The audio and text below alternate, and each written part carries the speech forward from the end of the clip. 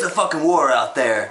We have the Turbo Grafix 16 right here, bringing it to you live. This is the actual Turbo Grafix 16, but it's fucked up. And do you know why? Cause this shit over here. Yes, you see this shit over here. The fucking Nintendo. Yes, the Nintendo was the Turbo Grafx destroyer, the killer, the murderer. The reason why, well, Nintendo games were so cheap at the time, they were more affordable, and the household could, you know, you could buy more games compared to what you could buy with the Turbo Grafx 16. The Turbo Grafx 16 was a wonderful system for its time. I can remember the first time I remember seeing it. A friend of my brother's came over, and one night it was actually lightning and raining outside, which makes no sense why he would bring a game system in the rain, but you know, who cares, you know, like, you know, maybe he stole it or whatever. I don't know how he got it, but whatever the reason, we had an awesome system that no one in the neighborhood, anyone else in the neighborhood had. So that was really a big moment in my childhood. So this Turbo Grafx 16 means a lot, has a lot of history to it. It's broken at the time because of the controller ports, and kind of, the prongs got kind of stuck in there, so I've been meaning to get it fixed, but one day I will.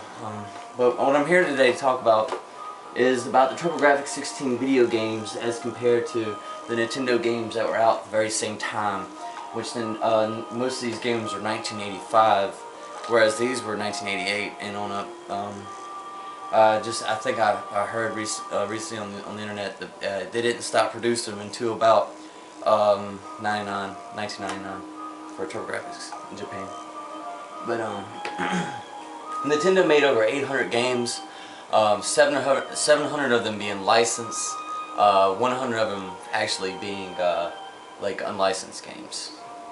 But basically, my memories of the Turbo Grafx 16 were so much cooler because, like, you know, you had games like Splatterhouse that had like levels that were like, you know, a vagina that you'd go inside of, and you would fight fetus babies that would attack you, and it was a wonderful game. And any friend that came over your house, you know, you had to show every kid that game. You know, that was something that was so important.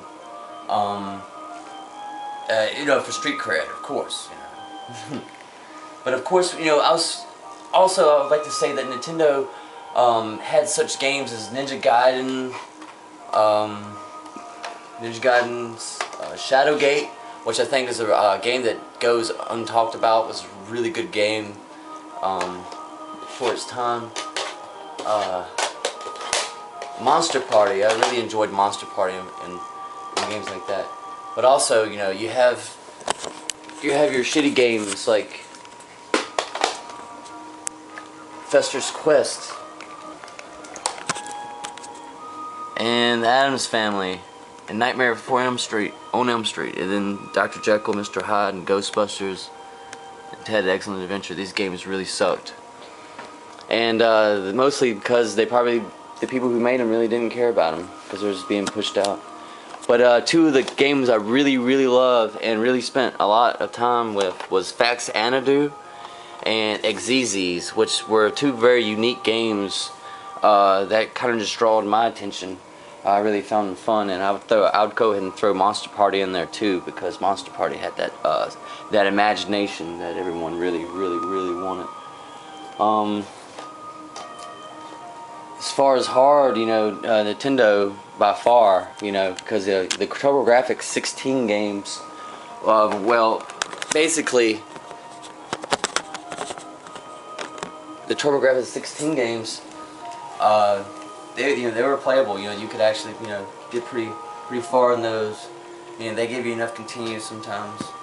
Splatterhouse, for instance, had 9 continues, and you know, and over like